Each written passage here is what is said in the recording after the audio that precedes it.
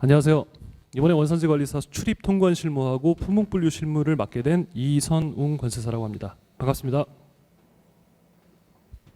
원산지관리사가 이제 3월 28일 날 또 시험이 치러지는데 벌써 14회째네요. 국가 공인으로 원래는 민간 자격증이었다가 국가 공인으로 전환된 지 지금 얼마 안 됐죠. 그래서 왜 국가 공인으로 전환이 됐을까라고 곰곰이 생각을 해봤어요.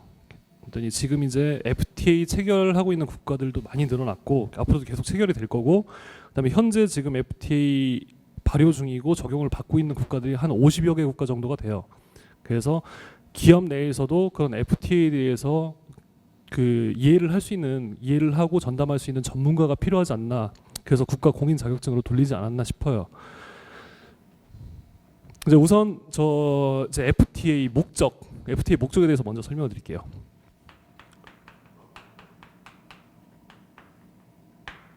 FTA는 왜 체결할까요? FTA 체결의 궁극적인 목적은 관세 철폐입니다. 그러니까 관세를 빵으로 만드는 거예요. 근데 FTA를 체결한다고 해서 양어 합의한 품목이 전부 다 관세가 바로 빵이 되냐? 그건 아니거든요. 이제 협약을 체결할 때도 민감 품목과 그렇지 않은 품목들을 구별을 하거든요. 그래서 민감한 품목 같은 경우에는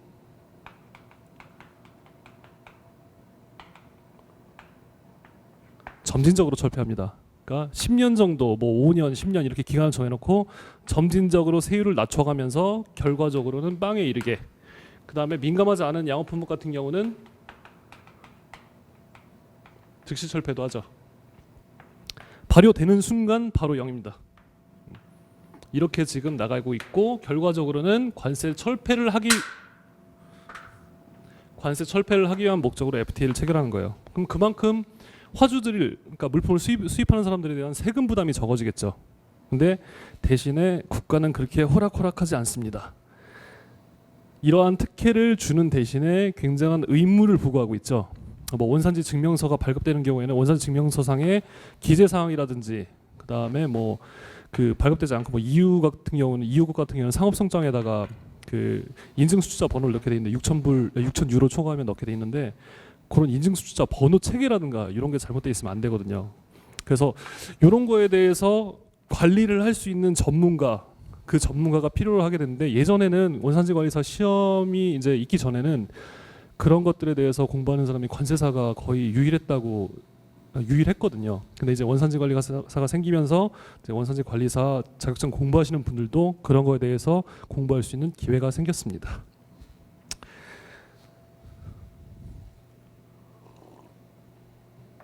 자, 품목분류.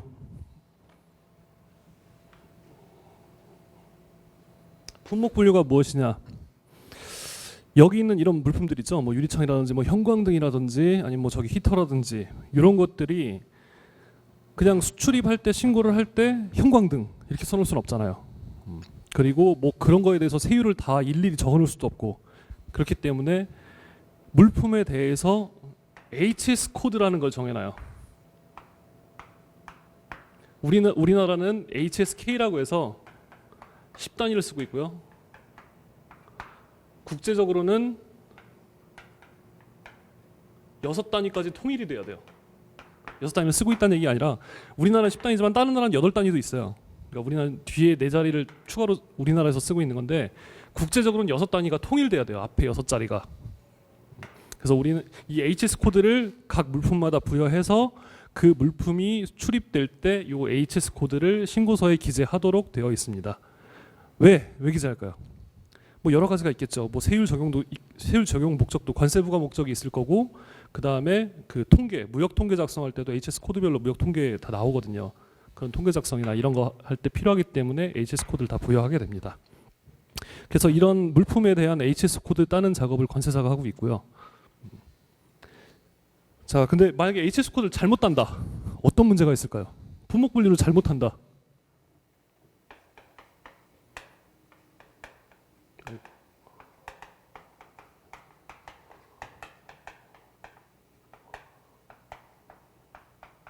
어떤 문제가 있을 수 있을까요? 가장 무서운 건 추징입니다. 추징. 추징이 뭐냐? 추가 징수하는 거예요. 그러니까 내가 HS 코드를 잘못 따서 처음에 신고할 때 신고하고 나서 세액을 조금만 납부했어요. HS 코드를 잘못 따가지고. 그런 경우에는 나중에 세액 심사는 사후 세액 심사를 하게 이렇게 원칙으로 돼 있어요. 사전 세액 심사가 있고 사후 세액 심사가 있는데 사후 세액 심사를 할 때 추징을 5년치를 추징합니다.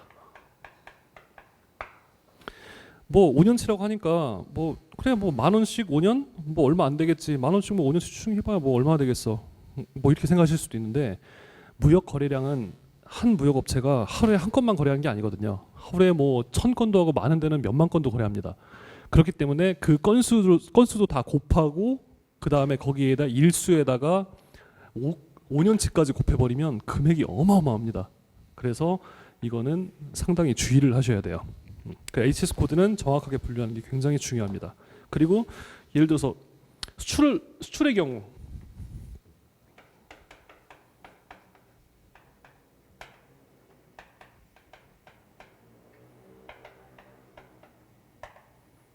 수출의 경우에 간이정액 환급이 대상이 있어요.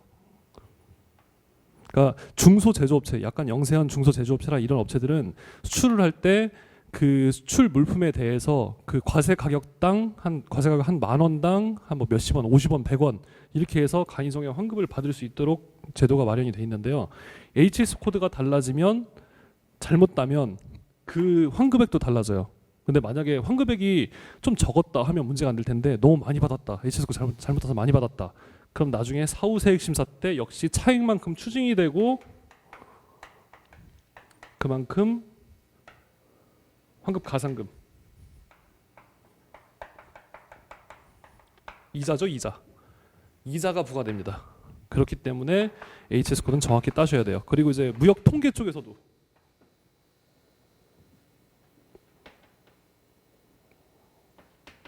통계도 부정확하게 되겠죠. HS 코드 뭐 예를 들어서 자동차를 수입했는데 승용 자동차가 87035에 분류돼요. 근데 관세자가 실수로 승용차를 유모차로 신고해버렸어. 뭐 수출이든 수입이든. 그러면 무역 거래량이 이게 뭐 엄청나게 그 년도에 거래가 많았어요. 그러면 아이고 한국은 유모차 엄청나게 인기구나. 유모차 수출입이 많구나. 라고 잘못 판단할 수도 있겠죠. 그냥 여담이죠. 뭐 그럴 일은 없겠지만. 그리고 이제 그런 경우가 있을 수 있어요.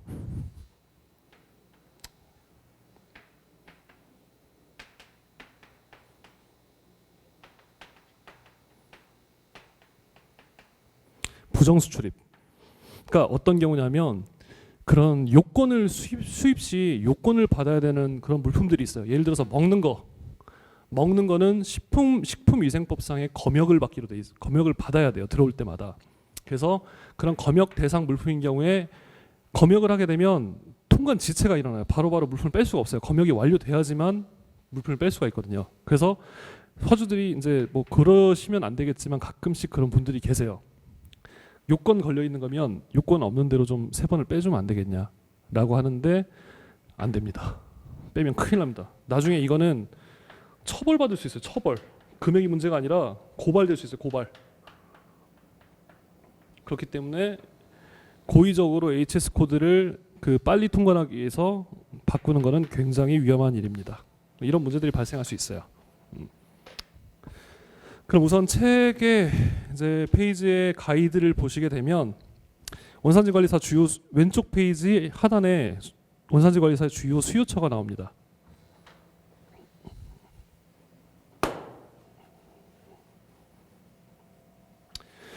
그런 팀이 딱 어떤 팀이 있다, 어떤 부서가 있다라는 게 기업마다 다 다르기 때문에 딱 정할 수는 없지만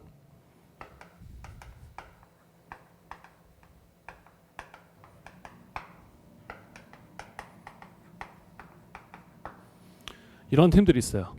뭐 해외 영업팀은 주로 하는 또 모두 여러 가지 업무를 하겠지만 통관 수출입과 관련돼서는 수출 담당해요. 그 다음에 여기서 파생되는 환급 업무까지 담당하는 데가 많아요. 그리고 구매팀 같은 경우는 말 그대로 구매, 수입. 물론 구매팀에서 안 하고 뭐 자재팀 이런 데서 자재 수입하고 하는 경우도 있어요. 근데 이제 대체적으로 얘기하자면 구매팀에서는 수입을 담당하죠. 수입을 여기서 담당하는 거예요. 그러니까 이런 데에서는 원산지 관리사를 자격증을 가진 사람을 굉장히 필요로 할 수도 있다. 왜? 수출 수입할 때 세액 정확하게 계산해야 되고 요건 맞는지 확인해야 되고 하기 때문에 원산지 관리사를 굉장히 필요로 할 수 있다라는 생각이 듭니다. 그래서 여기 나온 것처럼 요거 말고도 이제 여러 부서가 있겠지만 또 그런 의문이 하나 또 들죠. 과연 원산지 관리사를 따면 나에게 어떤 혜택이 올까? 기업에서 나를 스카우트해 갈까? 라는 이제 많은 수험생분들이 그런 의문을 가지고 계실 거예요. 하지만 그런 경우는 거의 없습니다. 원산지 관리사를 가지고 있으면 통관이나 원산지 관리 뭐 FTA 쪽으로 전문 지식이 있구나라고 생각하는 정도지 뭐 그걸 가지고서 뭐 개업을 해서 일을 한다거나 이렇게는 불가능하고요. 확실히 있으면 보여집니다. 이런 해외 영업팀이나 구매팀 같은 경우는 필요하거든요. 그렇기 때문에 원산지 관리사를 가지고 있으면 기업에 입사할 때 이런 데 지원할 때 분명히 도움은 될 것입니다. 네. 그리고 뭐 아까 뭐 문제점 중에 또 그런 것도 있어요. 뭐가 있냐면 원상태 수출이라는 게 있거든요. 물론 원상태 수출 같은 경우는 원상태 수출 이거에서 이제 원상태 환급을 받겠죠. 원상태 수출 환급이 뭐냐면 수입된 물품이 안 팔렸어. 팔려야 되는데 안 팔렸어요. 사람들이 사가질 않아. 수요가 없어. 그래갖고 포장도 안 뜯은 거의 그런 상태로 다시 내보내는 거예요. 그러니까 들어온 원상태대로 수출한다는 거거든요. 그러면 들어올 때 냈던 관세나 이런 것들을 다 돌려줘야죠. 다시 나갔으니까. 그럴 때 이제 원상태 환급을 받게 되는데 물론 원상태 수출은 이건 서류 제출이긴 해요. 서류 제출이라 세관에서 미리 확인을 해요. 서류를 HS 코드가 틀렸는지 안 틀렸는지 확인을 하는데 양이 너무 많아갖고 만약에 세관에서 놓쳤다. 그래도 세관 탓을 할 수가 없어요. 그거는 그냥 관세사 탓이고 화주 탓이고 세관에서 놓쳤다 하더라도 이런 경우에는 무슨 문제가 발생하냐. 아까 그것처럼 자동차 수입은 자동차예요. 자동차 수입됐어. 근데 수출이 유모차로 수출됐어. HS 코드를 잘못 따가지고. 그러면 이때 환급을 신청할 때 요게 수출됐다는 거를 그 입증을 하는 그런 뭐 입증이라고 해야 되나? 그런 표 같은 게 있어요. 뭐 조견표라든지 이런 표 같은 게 있는데 딱 봤을 때 8703 들어와가지고 국내에서 가공하지도 않고 원상태로 다시 수출했는데 8715야? 다른 물품이잖아. 그럼 원상태 수출이 아니잖아. 다른 물품 수출한 거지. 환급 안 돼. 근데 이미 환급을 받아놨어요. 확인이 제대로 안 돼서. 그렇게 되면 나중에 이것도 토해내야 됩니다. 가산금과 함께 토해내야 돼요. 그러니까 이런 문제가 발생할 수도 있죠. 근데 이런 문제는 별로 없을 거예요. 서류 제출이라 혹시나 있을 수도 있다. 자, 강의 진행은 이제 어떻게 할 거냐면요. 시간이 그렇게 많이, 그러니까 이게 HS라고 하면 안 되죠. 품목분류 실무가 류가 굉장히 많아요. 1류부터 97류까지 있고요. 물론 77류는 유보돼 있습니다. 유보라는 얘기는 없어요. 이건 텅 비어 있어요. 77류는. 그래서 1류부터 97류까지 있는데 우리가 이거를 다 공부할 거냐? 이거 다 공부하려면 관세사 준비하셔야죠. 다 하진 않을 겁니다. 무역 거래량이 많은 거 위주. 그리고 시험에 무역 거래량이 많은 것들이 시험에 출제되기 때문에 그 기출 문제를 분석해서 그런 많이 나오는 빈도가 높은 부분들, 그런 부분들을 이 책에 수록을 했고요. 그래서 주로 저희가 다룰 거는 이제 뭐 아직 이렇게 쓰셔도 잘 이해를 못 하실 거예요. 1에서 4부 그리고 5부 1부 그 다음에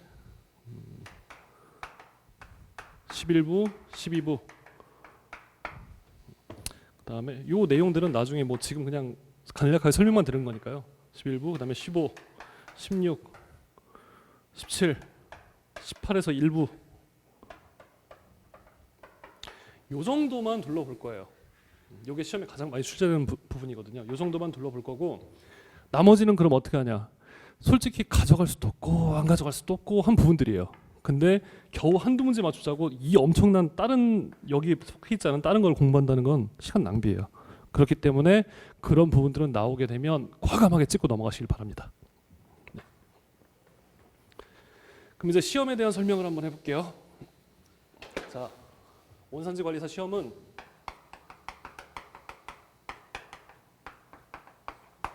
(1교시)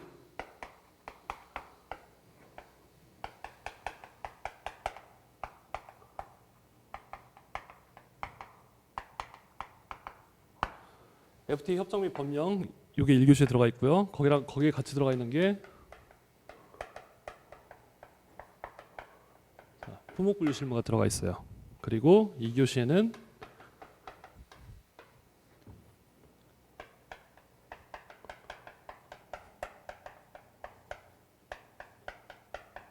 원산지 결정 기준하고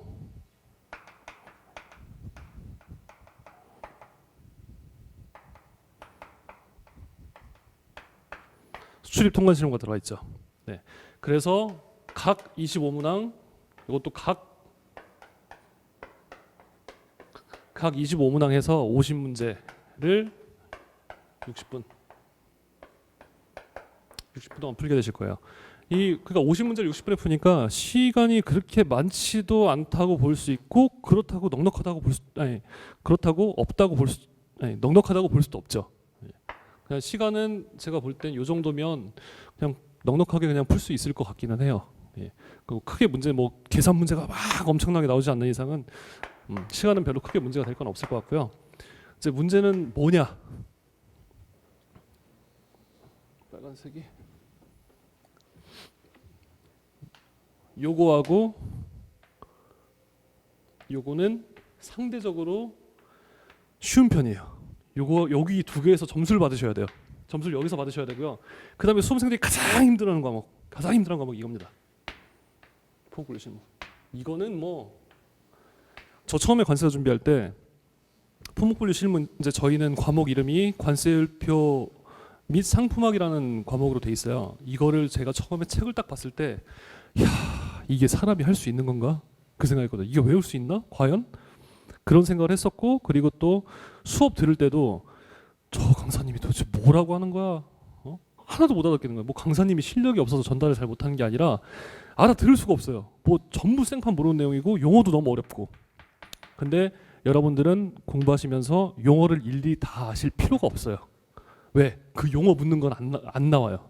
중요한 거 아니고서는 용어 자체에 대해서 분석을 해서 뭐 보게 된다. 그렇진 않아요. 뭐 예를 들어 11부에 뭐 방증용 선미적표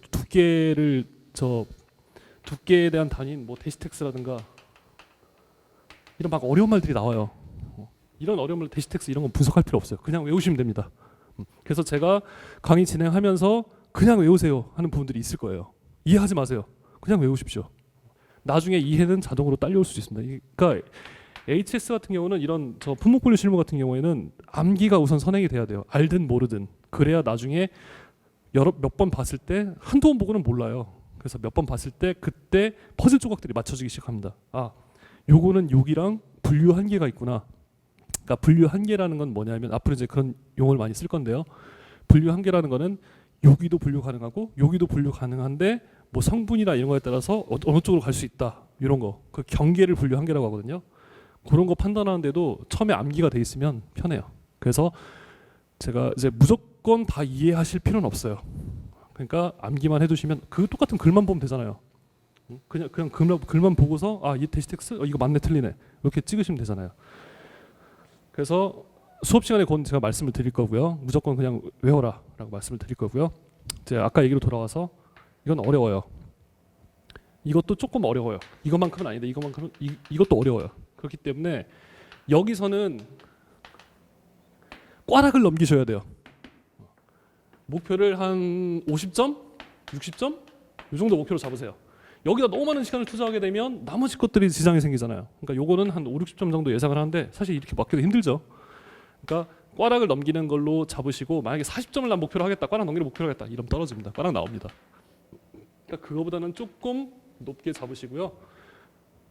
다른 데서 여기서도 점수 많이 받으실 생각은 하지 마시고요. 아니 뭐 많이 받으면 좋죠. 하지만 많이 받을 생각 버리시고 전략적으로 공부하셔라. 여기하고 여기에서 받아라. 상대적으로 이해도 쉽고 편한, 이것도 어렵지만 상대적으로 이거에 비해서는 편하죠. 그러니까 이런 데서 점수를 딸 생각을 하셔야 된다. 이렇게 전략적으로 공부를 하셔라라고 이제 제가 말씀을 드리는 겁니다. 네, 그 다음 페이지 가이드 아까 본데 그 다음 페이지를 보시면 왼쪽 하단에 보면은 이게 그래프가 두 개가 바뀌었어요. 왼쪽 하단에 있는 거랑 오른쪽 하단에 있는 거랑 그래프가 두 개 바뀌었어요. 그렇죠? 그래서 요 이제 오른쪽 하단에 있는 걸 그래프를 보시면 이러한 비율로 출제가 됩니다. HS 총칙하고 통칙이 22%, 그다음에 동식물성, 광물성 제품이 7%, 석유화학 제품이 5%, 방증형 섬유화학 제품이 15%, 금속과 기계 및 기기가 39%, 수송기기가 9%, 기타가 3%. 요 기타라는 부분이 책이 안 나온 부분에서 나올 수 있다는 거죠. 3% 때문에 이걸 다 하는 거는 다 한다는 거는 진짜 시간 낭비고요. 그래서 요 3%는 버려라. 그리고 문제 어차피 문제가 사지선다예요. 그러면 찍어도 맞을 확률은 25%. 꽤 높아요. 오지선다보다 훨씬 높죠. 그러니까 과감하게 찍으시라라고 이제 말씀을 드리는 거고요. 요 지금 여기 나와 있는 요 그래프에 나와 있는 이런 부분들 위주로 출제가 되니까 이런 부분 위주로 해서 제가 책에 실었고요. 그 이외의 부분은 안 하셔도 됩니다. 라고 자신 있게 얘기는 하지는 못하지만 하지 마세요.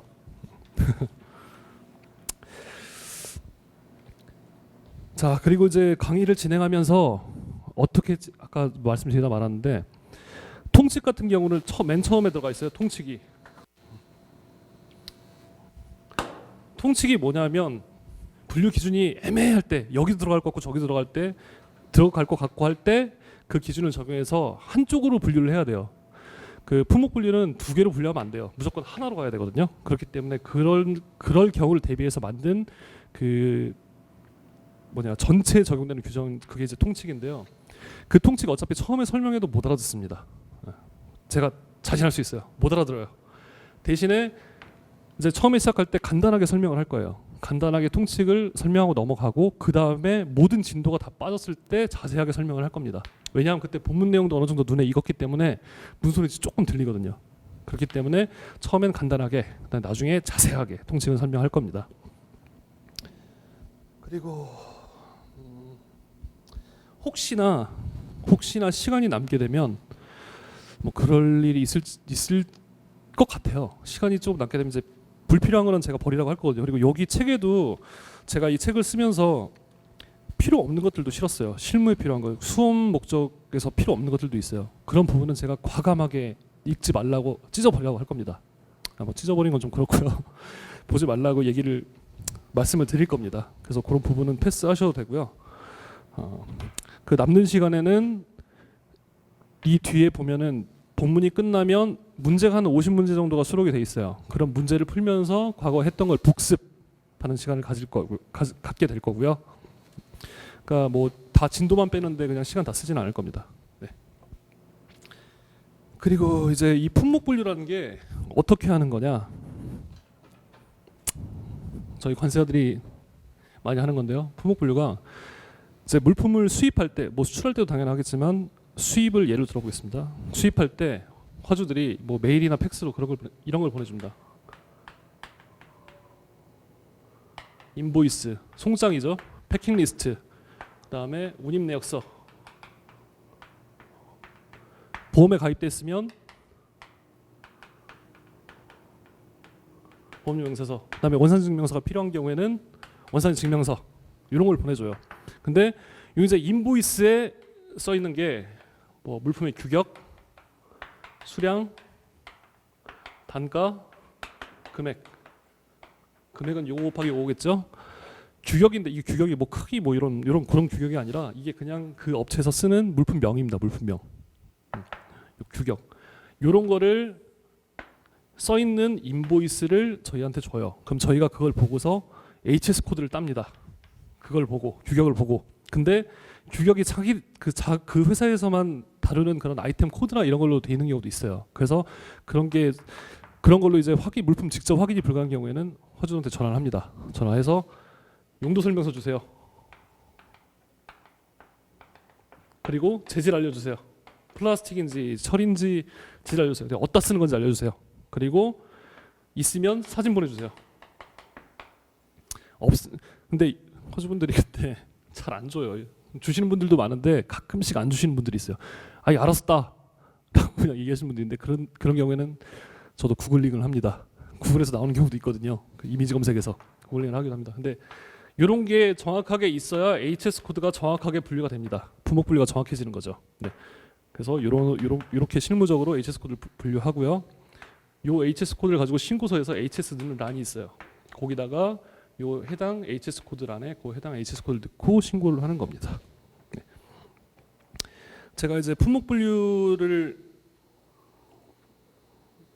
관사들이면 다 품목 분류를 많이 해요. 뭐 주업무니까 뭐 그것만 하는 건 아니지만, 근데 품목 분류를 제가 하면서 굉장히 제가 한 건 아니죠. 제가 한 건 아닌데 하면서 굉장히 처음에 수습 관세사 때 당황스러웠던 게, 그러니까 조금 약간 뭐 다 그렇진 않고요. 옛날 분들 중에 이제 사무장 하시는 분들이 그 물품이 HS 코드가 다른데 한 세 번에 막 이렇게 때려 넣으시는 분들이 있어요. 왜 그러냐? 예를 들어서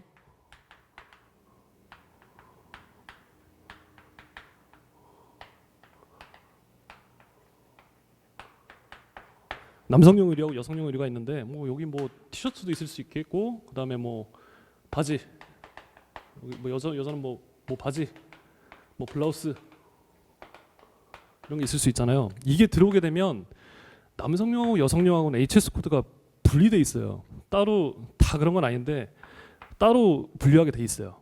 이런 경우에 근데 요거를 어떻게 분류하냐?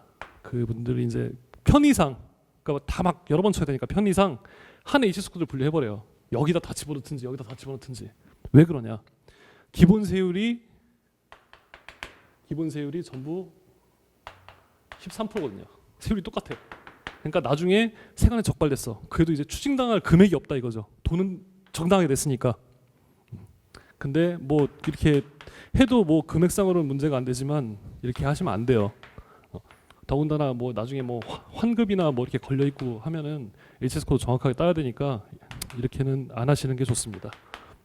좀 귀찮더라도 정확하게 따주시는 게 좋아요. 그리고 이제 품목 분류가 여러분들 생각하실 때는 막 딱딱딱 떨어질 거라 생각하시죠?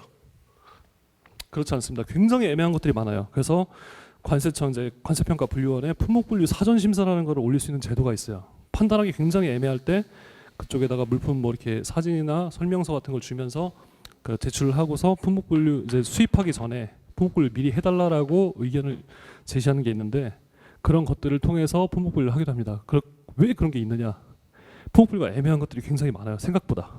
처음에 지금은 이제 딱 들어가는 데가 있는데 특기는 안 돼 있지만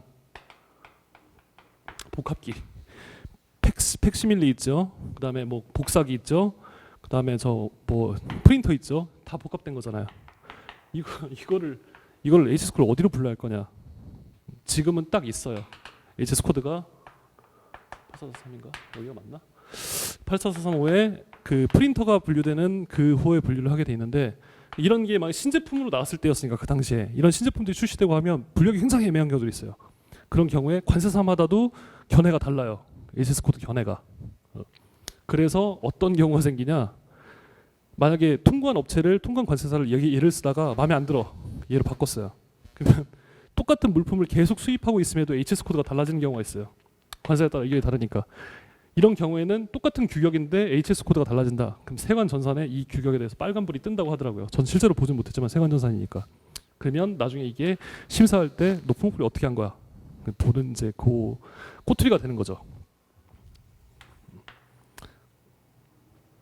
그래서 품목 분류는 뭐 실무상으로는 뭐 이런 게 있다 정도로 이제 설명을 드린 거고요. 자, 그러면 이제 HS가 품목 분류표의 체계를 보시면 우선 이것부터 설명드릴게요. 나중에 설명 다시 드릴 거예요.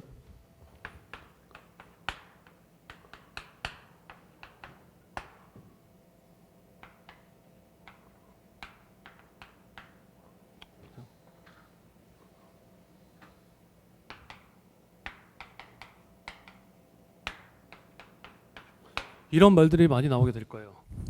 부가 뭐냐? 부는 가장 큰 대분류예요. 대분류. 이 류가 몇 개 안에가 관련된 류 몇 개가 요 안에 들어가 있어요. 절은 뭐냐? 요거 반대랑 똑같아요. 요 절이 여기로 들어가 있어요.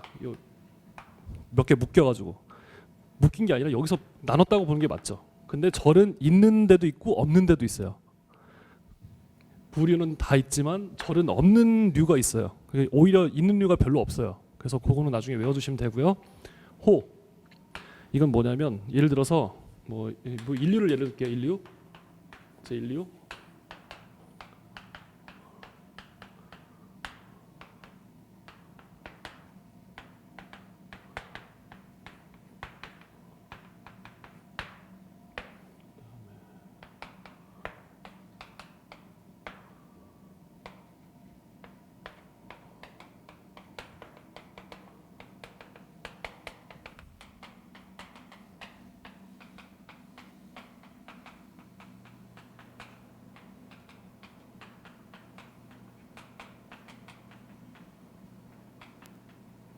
분류가 돼 있어요. 0101호, 0102호, 0135 이렇게 호가 이게 분류가 되는데 이 네 개를 호라고 해요.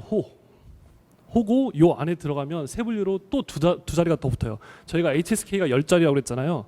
안에 들어가면 소라고 해서 그러니까 호고 그다음에 두 자리가 더 붙는데 요거를 소호라고 해요. 6자리로 돼 있는 거를 소호. 요거는 호.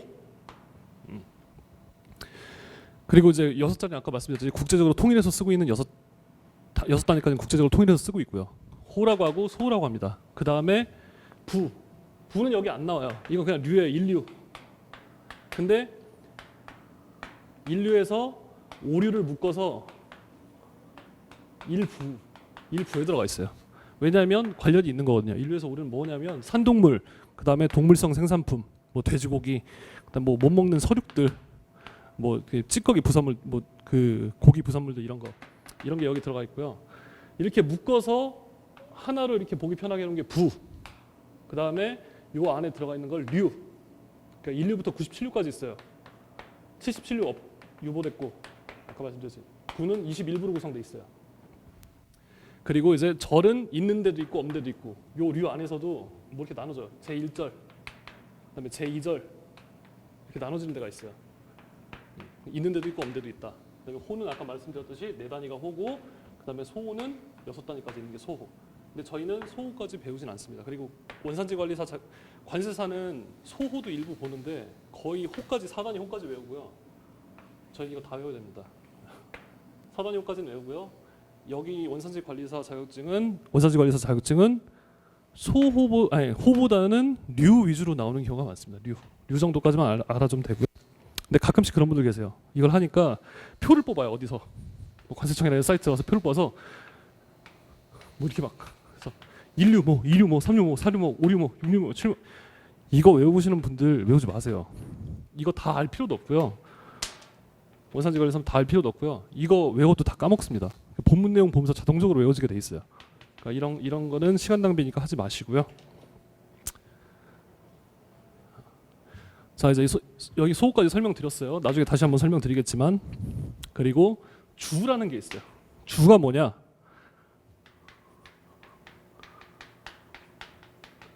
분류 기준입니다. 주는 자, 아니 뭐 이게 주가 뭐냐면 예를 들어 일부 주가 있어요. 일부 주에 뭐가 있냐면 이러한 종류의 그 산 동물에는 그 종의 종이나 속에 어린 것도 포함한다. 송아지 어디로 분류할 거예요? 여기 안 써 있다고 송아지 일로 분류 안 할 거예요? 이 종이나 속에 어린 것도 포함한다. 그러니까 송아지 여기 분류되고 뭐 새끼돼지 여기 분류되고 이런 분류 기준들이 있어요. 그 분류 기준을 주라고 합니다. 이것만 딱 써 있으면 이 호만 딱 써 있으면 분류하기 애매한 것들을 어디로 분류할지 몰라요. 저런 기준들이 여기로 갈지 여기로 갈지 애매하다 싶으면 저 분류 기준으로 딱 끊는 거죠. 근데 저기서도 만약에 안 된다. 주규정 가지고도 안 된다. 그럼 통칙 가는 거예요. 통칙으로 분류하는 겁니다. 그래서 또 지금 이제 하나 외워두세요. 외워두실 건 뭐냐면 호, 주. 그러니까 호니까 소도 당연히 포함되겠죠. 소호, 주는 중요한 겁니다.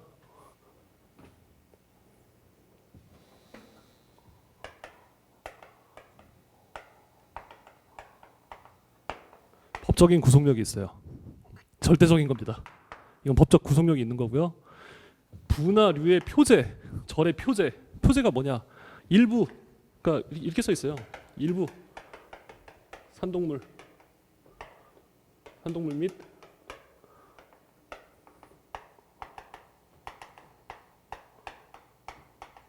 및 동물성 생산품 이렇게 써 있어요. 이 표제들은 오로지 참조의 편의상 설정된 거고, 그러니까 찾아보기 쉽게 요게 절대적인 건 아니다, 법적 구성이 있는 건 아니다라는 거예요. 류도 마찬가지고 이제 인류는 산동물 이렇게 써 있겠죠.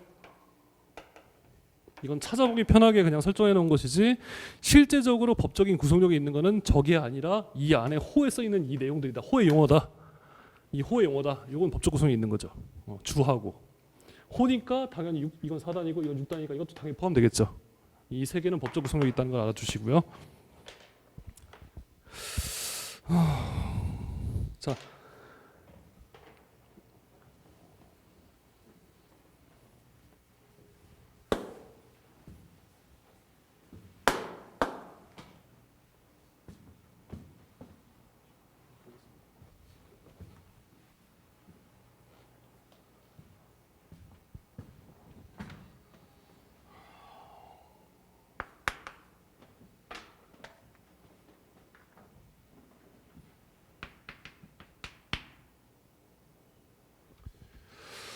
이거는 그냥 쓰는 것보다 책으로 하겠습니다. 이거 쓰게 되면 시간도 너무 많이 가고요. 자, 페이지 19페이지 보시면, 자 1부부터 뒷장 넘기시면 21부까지 있죠. 거기에 속하는 류가 뭐가 있는지 써 있어요. 1부에는 1류부터 5류까지, 2부는 6류부터 14류까지, 3부는 그냥 15류, 그 다음에 뭐 4부는 16류부터 24류, 딱 이렇게 딱 관련이 있는 것끼리 묶어서 부에 들어가 있어요. 그래서 요거는 외우실 필요 없어요. 이거는 뭐 시험 문제도 이거는 몇 부에 해당되는 겁니까? 뭐 이렇게까지는 안 나올 거예요. 그래도 혹시 모르니 읽어는 보시고 알아는 두십시오. 외울 필요는 없고요. 그냥 대충 쓱 지나가면서 보시면 될 것 같아요. 그래서 1부는 보면 산동물 및 그 동물성 생산품, 2부는 식물성 생산품, 3부는 유지류입니다. 유지. 그러니까 뭐 땅콩에서 기름 추출해서 뭐 식용유 만들었다, 이런 유지류. 그다음에 5부는 뭐 광물성 생산품이나 뭐 석유, 역청유, 그다음 뭐 자갈, 돌, 광석 이런 게 분류되는 거고요. 6부는 화학공업 생산품들. 그다음에 거기서 이제 연관 생산품들 이런 게 이제 6부에 분류되고, 7부는 플라스틱하고 고무, 거래량이 많죠. 그게 이제 분류가 되고요. 8부는 이건 책에 안 실어놓은 건데 그 원피, 동물 껍데기, 원피랑 뭐 가죽, 모피 이런 게 이제 분류가 되고, 9부에는 나무는 뭐 코르크라든지 목재라든지 이런 나무 그 관련된 목재, 연관공업 생산품 이런 게 분류가 되고, 10부에는 그 목재를 가지고 만든 펄프라든지 종이, 지, 그다음에 인쇄물 이런 생산품들이 분류가 되고요. 11부에는 방직용 섬유 제품, 방직용 섬유하고 그 제품들, 그러니까 이런 천조각이나 옷 이런 거 전부 다 이제 이 11부에 분류가 되고요. 거래량 물론 많죠, 이것도. 그다음에 뭐 12부에는 뭐 그 신발이라든지 모자라든지 이런 게 분류가 되고, 13부에는 이제 그 석제품, 그러니까 25류의 돌이나 자갈을 가지고서 어떤 석제품을 만들어서 그런 제품들, 석제품들. 그다음에 그 도자 제품, 유리 뭐 이런 게 분류가 되고요. 유리 제품이나 이런 게 분류가 되고, 그다음에 14부에는 여러분들이 좋아하시는 거죠. 반짝반짝하는 거, 비싼 거, 그런 게 다 71류에 분류가 됩니다. 그리고 71류가 이제 71류 하나밖에 없으니까 14부에. 그다음에 15부에는 비금속과 그 제품, 뭐 철, 망간, 니켈, 뭐 그 알루미늄, 납 뭐 이런 거 있죠. 그런 거랑 그런 제품들이 분류가 되고요. 그다음에 16부에 가면 이게 출제빈도 제일 높은 데예요. 기계하고 전기기기 이런 류들 거래량이 가장 많은 거죠. 중요한 규정들이 굉장히 많고요. 그다음에 부품의 분류가 굉장히 중요합니다. 그래서 이 부품 분류 규정 할 때 아마 멘붕 오실 거예요. 그래도 반드시 알고 넘어가야 되는 겁니다. 부품의 분류 규정은. 그다음에 17부는 수송기기. 수송기 뭐냐? 뭐 기차, 그다음에 자동차, 그리고 뭐 선박, 항공기 이런 거죠. 이게 이제 수송기기인데, 수송기기에서 중요한 거 역시 부품 굉장히 중요합니다. 그러니까 이게 뭐 지금은 대충만 설명드릴게요. 8708호에